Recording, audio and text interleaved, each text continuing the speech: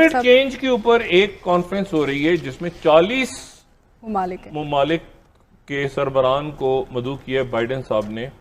पाकिस्तान का नाम उस लिस्ट में नहीं, पाकिस्तान को मदऊ नहीं किया गया, जहां भूटान जैसे ममालिक, बांग्लादेश, उनको मदऊ किया गया। और इवन कुछ ममालिक की तो ऐसे हैं जिसका आई एम श्योर कि हमारे पाकिस्तान के कुछ नाजरीन को उनका नाम तक पता नहीं होगा। यही है का हमें इस तरह के जो बड़े समिट से बाहर रखकर को पैगाम देना चाहता है कि हमारी नजर में आपकी जो अहमियत है वो सिर्फ अफगानिस्तान की हद तक है। कि बाइडेन को हल्फ लिए हुए 2 माह से ज्यादा हो चुके हैं और अभी तक हमारे वज़ीर-ए-आज़म इमरान खान से उनका टेलीफोनिक राब्ता नहीं हुआ। बाकी जब ममालिक जाते हैं, जब भूटान जाएगा, इंडिया जाएगा, जब बांग्लादेश जाएगा, तो definitely Pakistan is left out. So Pakistan को अपनी जो फॉरेन पॉलिसी है उसको रीओरिएंटेशन उसकी करनी है भाई। ये फॉरेन मिनिस्टर साहब को और हमारी जो हुकूमत है उसको समझ होनी चाहिए, सारा टाइम दुनिया में इकोनॉमी सिक्योरिटी नहीं होती। अमेरिका से पाकिस्तान में झटका आना शुरू हो गया है। वैसे तो अफगानिस्तान शांति वार्ता में जब भारत को पहली बार अमेरिका ने शामिल किया था तब से ही यह संकेत मिलने शुरू हो गए थे कि पाकिस्तान की पूंछ अमेरिका की नजर में घट रही है। ताजा उदाहरण है क्लाइमेट चेंज पर 22-23 अप्रैल को अमेरिका में होने वाली बैठक में भारत सहित 40 देशों को तो बुलाया गया है पर पाकिस्तान का नाम उसमें शामिल नहीं है। क्लाइमेट चेंज क्या है, इस पर चर्चा इस वीडियो ब्लॉग के अंतिम भाग में करेंगे। उसके पहले आइए सुनते हैं इस झटके की चर्चा पाकिस्तानी मीडिया से। नाजरीन, 22 और 23 अप्रैल को अमेरिकी सदर जो बाइडेन क्लाइमेट समिट की मेजबानी कर रहे हैं और ये वर्चुअल समिट होगा। और इसमें जो व्हाइट हाउस ने जो एक स्टेटमेंट जारी किया है, 40 ममालिक के रहनुमाओं को शिरकत की दावत दी गई है। ये जो उनकी प्रेस रिलीज है वो मेरे सामने इस वक्त मौजूद है। और क्योंकि 40 ममालिक की बड़ी लंबी फहरिस्त है तो मैंने कोशिश की कि यकीनन इसमें पाकिस्तान का नाम होना चाहिए, क्योंकि पाकिस्तान आबादी के एतबार से दुनिया का 5वां बड़ा मुल्क है। लेकिन हैरान कुन तौर पर इसमें पाकिस्तान का नाम शामिल नहीं है, पाकिस्तान को मदऊ नहीं किया गया, जहां भूटान जैसे ममालिक, बांग्लादेश, उनको मदऊ किया गया। और इवन कुछ ममालिक की तो ऐसे हैं जिसका आई एम श्योर कि हमारे पाकिस्तान के कुछ नाजरीन को उनका नाम तक पता नहीं होगा। यही है कि ये क्या पाकिस्तान की जो सिफारतकारी है उसकी बहुत बड़ी नाकामी है, या फिर अमेरिका जो है कोई नई चाल चल रहा है। अमेरिका हमें इस तरह के जो बड़े समिट से बाहर रखकर को पैगाम देना चाहता है कि हमारी नजर में आपकी जो अहमियत है वो सिर्फ अफगानिस्तान की हद तक है। तो शहबाज, आपको याद होगा कि इस्लामाबाद सिक्योरिटी डायलॉग में जो अमेरिका के साबिक सफीर कैमरून मंटर ने एक बहुत बड़ी बात की थी और हमने उनके मुताबिक कि अमेरिका की क़यादत की नज़र में पाकिस्तान की वो अहमियत नहीं रही जो कभी माजी में हुआ करती थी। तो मुझे लगता है कि उनके बयान को बड़ा सीरियस लेना चाहिए, क्योंकि इस समिट में पाकिस्तान को ना बुलाना, और ऐसा भी नहीं है कि फिजिकली वज़ीर-ए-आज़म इमरान खान को वहां पे जाने था, यहां पे सेटअप लगाना था, वर्चुअल मीटिंग थी। तो ये तो मुझे लगता है कि बहुत सेटबैक है पाकिस्तान के लिए। सवाल वापस थ्रो करता हूं, आप फॉरेन पॉलिसी एक्सपर्ट है, क्या हुआ है? देखिए, मेरे लिए बहुत हैरानकुन है कि ये क्या हुआ है, क्योंकि हर तरह से पाकिस्तान क्वालिफाई करता था, मतलब मेरिट के ऊपर भी, क्योंकि ये कहा जा रहा है कि 3 अगर क्राइटेरिया देखें कि एक, इसमें जो अमेरिका के इत्तेहादी थे उनको बुलाया गया, तो पाकिस्तान किसी न किसी तरीके से इत्तेहादी तो है, अफगानिस्तान को ही ले लें। दूसरा कि जो मेजर पोल्यूटर्स हैं कंट्रीज, उनको बुलाया गया है। तीसरा, जो सबसे ज्यादा इससे इफेक्ट हो रहे हैं। अगर आप दोनों कैटेगरीज को छोड़ भी दें तो तीसरी कैटेगरीज में पाकिस्तान आता है।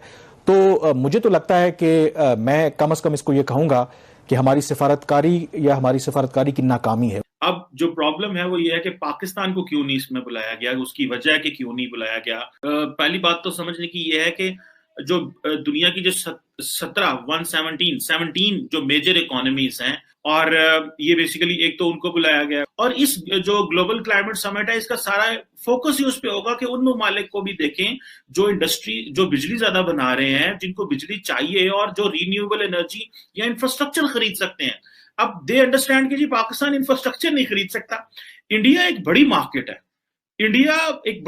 उनको पता है कि इंडिया जो है वो, इंडियन प्राइम मिनिस्टर को, मोदी को बुलाया गया है। वैसे भी जारी बात है, जितने बड़े इस तरह के इनिशिएटिव हैं, इंडिया बड़ी आबादी होने के नाते, 1.3 बिलियन की आबादी होने के नाते उनको वैसे ही बुलाया जाता है कि भाई ये तो they have the money, they have the resources, they can buy renewable, they can invest in renewable, they are the industry. और ऑब्वियसली इस कॉन्फ्रेंस में ना पहुंचने से पाकिस्तान को एक स्ट्रेटेजिक डिसएडवांटेज हुआ कि पाकिस्तान की एफर्ट्स को रिकॉग्नाइज नहीं किया गया। दूसरा, जब भी इस तरह के बड़े टेबल्स पे, जब बड़ी कॉन्फ्रेंसेस में आपको बुलाया जाता है तो that is a matter of prestige. We lost that, ये एक बड़ा है। फिर इस खित्ते में, साउथ एशिया में बाकी जब ममालिक जाते हैं, जब भूटान जाएगा, इंडिया जाएगा, जब बांग्लादेश जाएगा, तो definitely Pakistan is left out.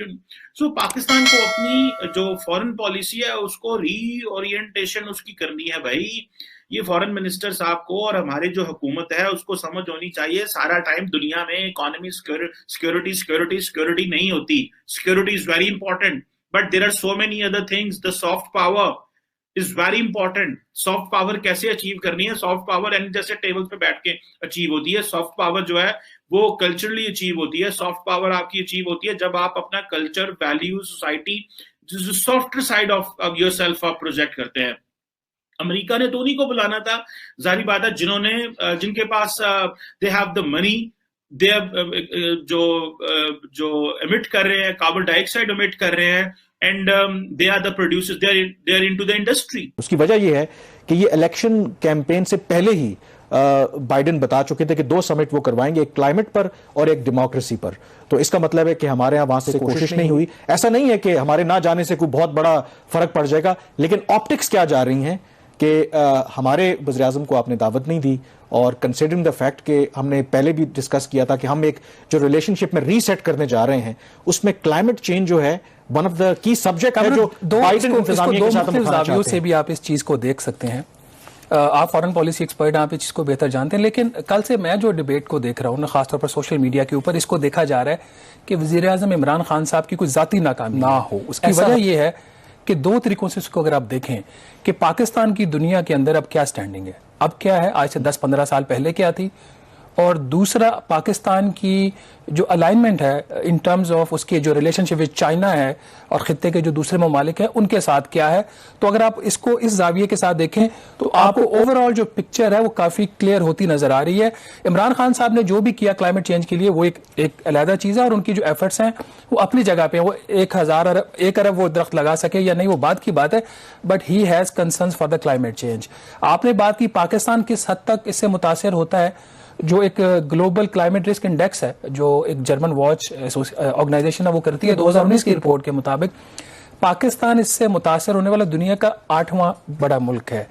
और अभी हालत ये है कि पाकिस्तान चूंकि एक एग्रीकल्चर कंट्री है, हमारी जो 45% आबादी इसके ऊपर डिपेंडेंट है, और आपकी इकोनॉमी का 20% हिस्सा जो है वो एग्रीकल्चर से उसकी कंट्रीब्यूशन है। तो यहाँ पे शायद वज़ीर-ए-आज़म इमरान खान होता या कोई और होता तो हमारे साथ हो सकता था ये सलूक हो। बिल्कुल आप सही कह रहे हैं, ये इसका किसी खास गवर्नमेंट से ताल्लुक नहीं है। मेरे ख्याल में जो मुझे भी लगता है कि शायद इस तरीके से जो बाइडेन इंतजामिया है पाकिस्तान के ऊपर दबाव बढ़ाना चाहती है, वो चाहते हैं कि चीन से हम थोड़ा दूर हों। मेरे ख्याल में ये प्रेशर टैक्टिक भी हो सकती है, और उसकी सबसे बड़ी मिसाल ये है कि बाइडेन को हल्फ लिए हुए 2 माह से ज्यादा हो चुके हैं, और अभी तक हमारे वज़ीर-ए-आज़म इमरान खान से उनका टेलीफोनिक राब्ता नहीं हुआ। अगर आप ट्रंप को देखें, जब 2016 में वो जीते थे, तो अगर आप रिकॉल करें तो उन्होंने ओथ लेने से पहले ही विद इन फ्यू वीक्स, उस वक्त वज़ीर-ए-आज़म थे नवाज शरीफ, उनसे टेलीफोनिक राब्ता किया था। तो मुझे लगता है कि एक डिलिबरेटली एफर्ट हो रही है, and it has nothing to do with certain personality in the office. शायद पाकिस्तान की जो ओवरऑल पॉलिसीज हैं या पाकिस्तान को पर्टिकुलरली टारगेट करना है, शायद वो उसका बैकग्राउंड है।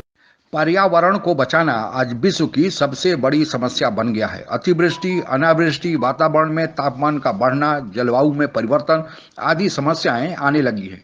लेकिन इन सब में ग्लोबल वार्मिंग यानी वातावरण में तापमान में वृद्धि सबसे बड़ी चुनौती बनकर उभरा है। इसका संबंध मुख्य रूप से हमारी विकास की गतिविधियों से जुड़ा हुआ है। अधिकतर औद्योगिक गतिविधियों में या संचार में हमें कोयला या तेल का प्रयोग किया जाता है, जिसके कारण CO2 यानी कार्बन डाइऑक्साइड आदि गैसें निकलती हैं। इसे ग्रीन हाउस गैसेस भी कहा जाता है।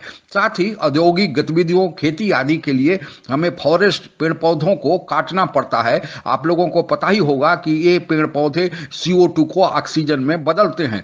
एक और तो जहां CO2 का निकलना जारी है, और दूसरी तरफ पेड़ पौधों के कमी के कारण इनको ट्रांसफर करके, इनको तोड़कर ऑक्सीजन में बनाने का काम भी रुक गया है, जिसके कारण वातावरण में ग्रीन हाउस गैसों का प्रभाव बढ़ गया है। और यह ग्रीन ग्रीन हाउस गैसेज वातावरण के तापमान को पकड़ लेती है और इस कारण इनमें वातावरण में गर्मी बढ़ने लगती है। कहा जा रहा है कि अगर इसी तरह यह बढ़ती रही तो 5 डिग्री सेल्सियस तक यह गर्मी बढ़ना शुरू हो जाएगी। हालांकि इस संबंध में चिंता बहुत पहले ही 1960 के दशक में ही प्रकट की गई थी, पर इस पर पहली बार 1971 में अर्थ समिट बुलाया गया। उसमें विस्तृत रूप से इसकी चर्चा हुई। इसके लिए G7 देशों का एक स्टडी ग्रुप बनाया गया। इस स्टडी ग्रुप के रिपोर्ट के आधार पर फिर 1988 में पहली बार inter government panel on climate change IPCC बनाया गया, जिसको यह कहा गया कि आप इस समस्या को निपटने के लिए उपाय बताएं। 1990 में इस IPCC ने एक रिपोर्ट प्रस्तुत किया जिसमें कहा गया कि 1.5 डिग्री सेल्सियस तक तापमान के बढ़ने को रोकने की प्रक्रिया चालू की जानी चाहिए। यह भी कहा गया कि इसको रोकने के लिए क्लीन एनर्जी का उपयोग होना चाहिए, जैसे एटॉमिक पावर से उत्पन्न एनर्जी, हाइड्रो पावर से यानी बिजली पानी से उत्पन्न एनर्जी, वाइंड से एनर्जी, हवा से उत्पन्न एनर्जी, सोलर एनर्जी यानी सूरज के रोशनी से उत्पन्न एनर्जी का उपयोग तेल के जगह या कोयले की जगह किया जाना चाहिए। तभी जाकर हम वातावरण को स्वच्छ और साफ रह सकते हैं। समस्या यहाँ तब उठती है कि विकासशील देश कहते हैं कि उनके पास इतनी पूंजी नहीं है, पैसा नहीं है कि वे क्लीन एनर्जी का उपयोग करें और वे अब भी विकास के लिए कोयले पर या तेल पर आधारित है। इसी की समस्या को रोकने के लिए अमेरिका ने एक कमेटी बुलाई है और जिसकी बैठक अभी अप्रैल में होने वाली है। लेकिन डोनाल्ड ट्रंप के जमाने में फ्रांस में जो इस संबंध में बैठक हुई थी उसमें से डोनाल्ड ट्रंप अलग हो गए थे, लेकिन जो बिडेन की सरकार आई है तो उन्होंने फिर वातावरण को स्वच्छ करने के लिए, क्लाइमेट चेंज पर ध्यान देने के लिए एक कमेटी बुला रहे हैं, जिससे पाकिस्तान को आउट किया गया है। आज के लिए बस इतना ही।